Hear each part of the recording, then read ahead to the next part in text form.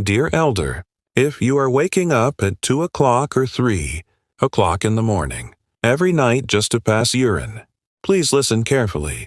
What may seem like a small bladder issue could actually be a silent signal that your body is struggling in ways you don't yet see. As a doctor, I've witnessed far too many seniors ignore this problem until it leads to severe sleep loss, spikes in blood pressure, or even dangerous falls during late-night bathroom trips. What's more surprising is that many elders believe they are doing everything right, drinking enough water, having a light dinner, and going to the toilet before bed. But in reality, some of these so-called healthy habits might actually be the reason your bladder keeps waking you up. Today, I'll share 8 simple but science-backed tips that can help you reduce nighttime urination and finally sleep through the night with peace, energy, and dignity. But before we begin, I want to know something from you. Where are you watching this video from? And what time is it right now?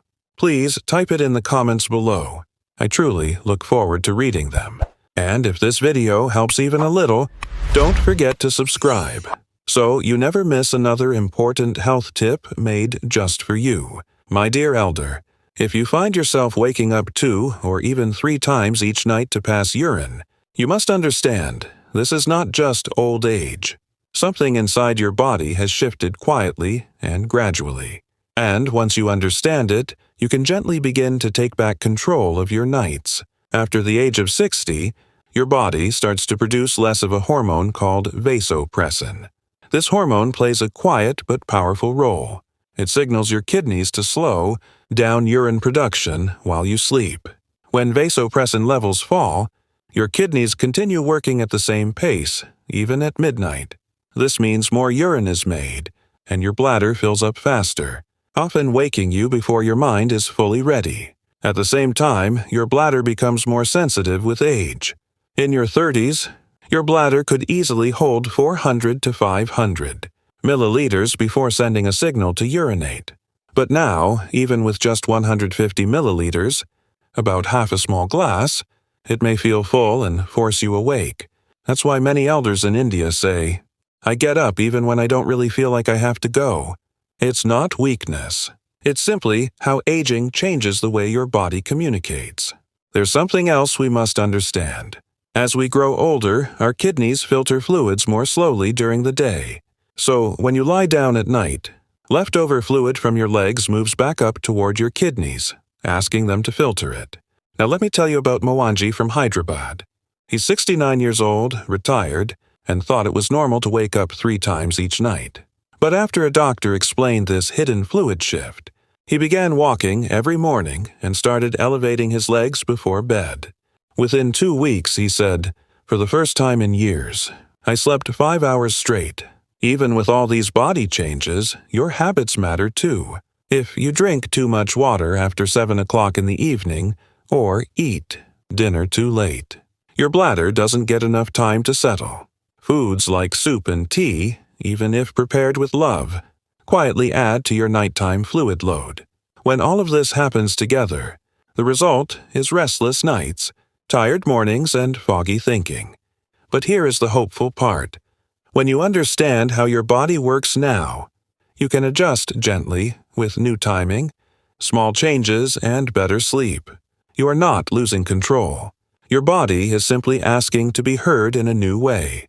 And when you listen, peace returns, slowly but surely. 1. Drinking too much water after 6 o'clock in the evening, a silent mistake with loud consequences. Dear Elder, many of us believe that staying hydrated is always good, no matter the time. And yes, water is life. But after the age of 60, when your kidneys begin to slow down at night, the timing of water matters more than ever. You see, after 6 o'clock in the evening, your body starts preparing for rest. The kidneys, like the rest of your organs, want to relax. But when we continue to drink large amounts of water in the evening, thinking it will flush the system or prevent thirst, it quietly works against us. Your kidneys remain active, filtering all that late fluid while your body is trying to sleep. This fills your bladder more quickly, wakes you up at 1 or 3 in the morning, and breaks the healing process of deep sleep. Even if your bladder isn't completely full, the pressure is often enough to send a signal your brain cannot ignore. Let me tell you about Sushila Maji, age 72, from Pune. For nearly 2 years, she woke up twice every night to pass urine. She blamed her age and even tried sleeping pills, but nothing worked.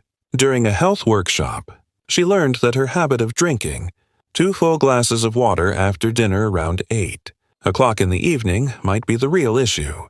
She changed her routine, finished most of her water before 4 o'clock in the afternoon, and took only 2 small sips after dinner. Within just 5 days, she slept peacefully for 6 straight hours for the first time in years. So, dear friend, drink water, but drink it wisely. Your kidneys will thank you with silence and rest. 2. Tea, milk, and soup late at night. Comforting drinks with hidden effects. We all cherish our bedtime rituals. A cup of masala chai, haldi milk, or a light soup like rasam feels like a warm hug before sleep. But many elders don't realize that all of these are still fluids, no matter how light or herbal they may seem. When consumed after 7 o'clock in the evening, they act just like water, entering your system, reaching your kidneys, and eventually filling your bladder. Especially in older adults, digestion slows down and fluid processing becomes less efficient. That hot cup of tea or milk you enjoy at 9 o'clock in the evening may gently wake you up 3 hours later, asking for release. So, what can you do instead? Try shifting these drinks to an earlier time. Have your milk around 6:30 in the evening, or enjoy your rasam with dinner instead of afterward. You still get the comfort without disturbing your bladder. It's not about giving up what you love. It's about gently adjusting the clock. 3. The just-in-case bathroom visit, a habit that confuses your bladder. Many elders in India have been taught since childhood, go to the toilet before bed, just in case. It feels like a wise habit. But in reality, this practice quietly trains your bladder to send false signals. Each night when you empty your bladder without a full urge, your body begins to believe that even a small amount is enough to wake you. Over time, the nerves become overly sensitive. Instead of comfortably holding 400 to 500 milliliters like before, your bladder may start waking you even at 100 or 150 milliliters. This is known as bladder overtraining, and it's more common than you might think. So, what's the solution? It's called the true urge principle, Hidarasritis. Only go to the toilet when you feel a natural, real need, not just because it's bedtime. This simple change helps retrain your bladder to be patient. Think of it like teaching a child to wait without crying. Gentle, slow, and loving. 4. Eating watery fruits late in the evening. A light snack that feels heavy at midnight. Fruits are healthy, of course, but when eaten at the wrong time, especially after sunset, they may disturb your sleep more than you realize. Watermelon, oranges, grapes. All of these are high in water content and natural acids. At night, they fill your bladder silently and make it more sensitive. Let me share the story of Rajesh Ji, age 68, from Ahmedabad. Every evening, he enjoyed a large fruit salad made of tomato, orange, and cucumber around 9 o'clock at night. He thought it was a lighter choice, better than sweets or rice, but he kept waking up twice every night and began feeling frustrated. After attending a health camp, he changed his habit. He shifted his fruit intake to lunchtime and began having a light moong dal soup for dinner. Within 1 week, his sleep improved dramatically. So, dear elder, fruit is good, but not always at night. Choose calming foods in the evening. And if you love fruit, have it before 5 o'clock in the evening. Your bladder will rest, and so will your mind. 5. Salty foods at dinner, the sneaky trigger that makes you thirsty and wakeful. In many Indian homes, dinner is full of flavor. Papads, pickles, and spicy sabzis fill the plate with joy. But salt, while enhancing taste, quietly increases your thirst. The saltier your dinner, the more likely you are to drink extra water after eating, especially before bedtime. This water adds to your nighttime fluid load, and the cycle begins. Restless sleep, urgent urination, and tired mornings. The solution is not to eliminate salt completely, but to reduce it after sunset. Skip the extra pickle. Replace papad with a spoon of plain curd. Use gentle spices instead of strong seasonings. You'll still enjoy the flavor, but without pushing your bladder into overtime. 6. Drinking too little in the morning and too much in the evening. A dangerous delay for your kidneys. It may surprise you, but many elders forget to drink water in the morning. You may sip with your tea or take a few sips with your tablets, but as the day goes on, especially after 4 o'clock in the evening, you suddenly try to make up for it by drinking 2 or 3 glasses. But here's the problem. Your kidneys prefer to work during the day. They are more efficient in the morning when your body is active.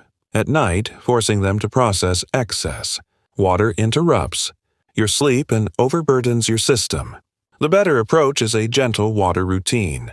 From 6 o'clock in the morning to 3 o'clock in the afternoon. Drink small amounts every hour. Sip. Don't gulp. After 5 o'clock in the evening, reduce your intake slowly. And after 7:30, try not to drink more than 150 milliliters. That's just one small steel glass. This gives your kidneys time to do their job, and your bladder time to settle before sleep. 7. Sleeping in the wrong position. How your posture at night affects the bladder. Most elders in India sleep on their backs. It feels restful, and many believe it keeps the spine straight. But sleeping flat on your back can press down on your bladder, especially if your mattress is hard or your stomach is full. This creates extra pressure and sends false signals to the brain that it's time to urinate. What's a better option? Sleep on your left side with a soft pillow between your knees. This reduces bladder pressure, improves blood flow, and supports digestion. Also, avoid using thick or high pillows. They strain your neck and interrupt your breathing rhythm. Just this small change in posture can reduce unnecessary awakenings. You might be surprised at how much better your body feels in the morning. 8. Wearing thick clothes and sleeping in a hot room. A hidden trigger for nighttime urination. In many parts of India, elders believe that staying warm means staying safe. So you wear thick flannel nightwear, cover up with 2 blankets, and shut all the windows. But this can actually overheat your body, leading to sweating, thirst, and increased nighttime kidney activity. What happens next? You drink more water. You urinate more. Your sleep gets disturbed. Try this instead. Wear light cotton clothes. Keep your room well ventilated. And aim for a room temperature below 26 degrees Celsius. Even a simple fan or a gentle cross breeze can make a big difference. If you feel chilly, layer with light clothes instead of covering yourself with one heavy quilt. This helps keep your body temperature stable and eases pressure on your bladder. Remember, a slightly cool room encourages deeper, more restful sleep, especially for older bodies. Dear elder, these 8 habits may seem small, but each one quietly shapes your body's natural rhythm. Your kidneys, your bladder, your sleep, they respond not only to medicine, but also to timing, posture, temperature, and care. You are not powerless. You are simply entering a beautiful new phase of life, one that asks for gentleness, patience, and awareness. So start with just one small change this week. Perhaps shift your fruit to lunchtime, or reduce the amount of water you drink after dinner. Then observe. Feel the change in your body the next morning. And when you feel more rested and refreshed, know this: your body was never broken. It was only waiting for you to listen. Dear friend, when we talk about health, we often hear, drink more water. But very few people talk about when odds to drink it. After the age of 60, it's not just about how much water you drink. It's also about when do you drink it. When you get that timing right, everything changes. Your sleep becomes deeper. Your kidneys work more efficiently. And your mornings feel lighter. Let's begin with the most important habit. Try to drink about 70% of your daily water intake between 6 o'clock in the morning and 3 o'clock in the afternoon. Why? Because this is when your body is most active. Your kidneys filter better. Your digestion works faster. Your blood circulation improves. During this window, your body handles water efficiently, without carrying the burden into the night. Here's a simple example. If you drink 8 glasses of water in a day, try to drink 5 or 6 glasses each before lunch or early afternoon. 1 glass after waking, 1 with breakfast, 1 around 11 o'clock, 2 glasses with lunch. This creates a steady rhythm. You stay hydrated, and your bladder has enough time to empty before bedtime. This single shift may help you avoid waking up at 2 o'clock or 3 o'clock in the morning, a common problem for many elders. Now, let's talk about what happens. After 5 o'clock in the evening, your body begins to slow down. The kidneys become less active. Your bladder becomes more sensitive. From this time onward, take only small sips when you feel thirsty. No large glasses of water, no heavy cups of tea, coffee, or milk. And after 7:30 in the evening, follow one simple rule. No more than 150 milliliters. That's 1 small steel glass, or about 3 tablespoons and at most.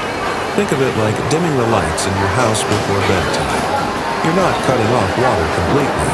You're simply winding down your system. Now, many elders may ask, what if I have to take medicine at night? That's a fair question. If you take tablets after dinner, for blood pressure or diabetes, then just take 2 or 3 sips of room temperature water, enough to swallow your medicine comfortably. That's all. No full glass is required. Too much water at this time may quietly fill your bladder and disturb your sleep when you least expect it. Dear elder, your body is not weak. It is wise. It does not respond to force. It responds to cooperation. By drinking water at the right times, in the right amounts, you are not only avoiding midnight bathroom trips, you are giving your kidneys and bladder the care and respect they silently deserve. And in return, your body will bless you with deeper sleep, more energy, and peaceful mornings. Sometimes, the best health advice doesn't come from hospitals or textbooks. It comes from the quiet life of someone just like you, living in a home like yours, facing the same sleepless nights. Let me share one such story. Lakshmi Maji, aged 71, lives in a small town called Kimbor. She stays with her son, her daughter-in-law, and 2 cheerful grandchildren. For more than 3 years, she would wake up 3 times every night to pass urine. She tried everything, stopping water after 6 o'clock in the evening, skipping her evening tea, but nothing worked. She would wake up at midnight, again at 2:30, and once more before 5 o'clock in the morning. She felt exhausted. She told her family that it felt like her body had forgotten how to rest. During monsoon season, she even feared slipping in the bathroom at night. But then her family doctor gave her one gentle suggestion, not a list. Water, just better time water. She started a new habit. 5 glasses of water between 6 o'clock in the morning and 3 o'clock in the afternoon. 1 glass went with lunch.